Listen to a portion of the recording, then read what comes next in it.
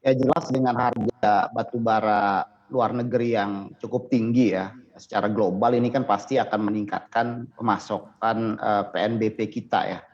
Nah ini memang harapan saya sih sebenarnya dengan pemasukan PNBP yang cukup tinggi ini bisa direinvestasikan lagi kepada uh, pembangunan ketahanan energi di dalam negeri ini sangat penting sekali dan artinya karena kita punya varian terhadap sumber daya energi ini harus benar-benar dimanfaatkan secara maksimal, terutama menurut saya adalah pemanfaatan dalam gas ya. Nah, gas bumi ini yang harus bisa dimanfaatkan secara maksimal.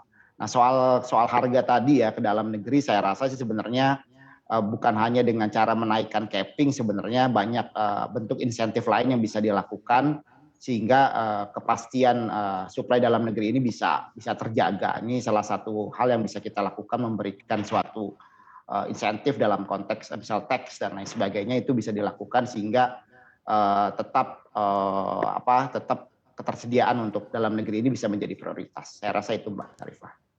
Oke. Dan pertanyaannya sama untuk Pak Mamit, seperti apa Anda menyoroti hal ini begitu agar momen ini juga bisa dimanfaatkan untuk memaksimalkan pemasukan negara?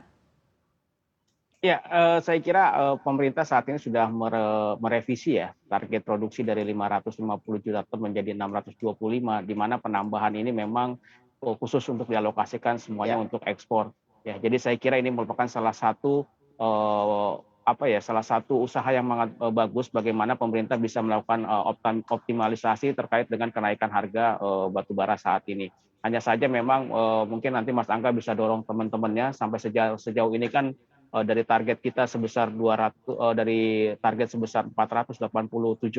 juta ton baru terrealisasi sebesar 232,90 juta ton untuk kita ekspor. Jadi memang masih cukup jauh dari target yang ditetapkan oleh pemerintah, Mas Angga.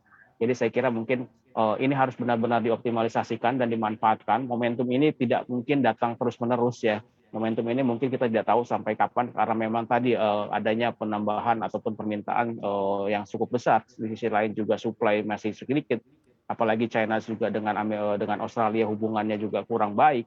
Nah ini menjadi peluang sebenarnya bagi kita, apalagi kita sebagai salah satu negara pengekspor batu bara terbesar di dunia, ini menjadi momentum untuk mendapatkan pendapatan yang sebesar-besarnya. Hanya saja saya juga mengingatkan juga mungkin kepada teman-teman Mas Angga juga dan pengusaha batu bara bahwa walaupun kita mau mengoptimalisasikan, tapi jangan lupa juga kita kegiatan eksplorasi untuk menemukan cadangan-cadangan batu bara baru ini harus terus dilakukan. Karena biar bagaimanapun kan karena memang ini energi fosil pasti usianya akan terbatas ya.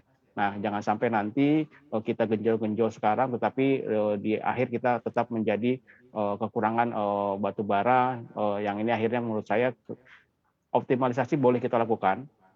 Tadi PNBP memang masuk juga bisa masuk dan tadi Mas Angga mengatakan untuk diinvestasikan kembali. Saya kira dengan cara kita selain tadi dengan pemanfaatan gas alam juga ataupun dengan energi yang lain, tetapi kegiatan eksplorasi untuk menemukan cadangan-cadangan sumber energi baru terutama batu bara, saya kira harus dilakukan juga nih Mbak Sarifah. Jangan sampai nanti ke depannya anak cucu kita istilahnya lah tidak bisa hanya mendengar saja bercerita bahwa Indonesia pernah menjadi negara yang kaya raya akan batu bara.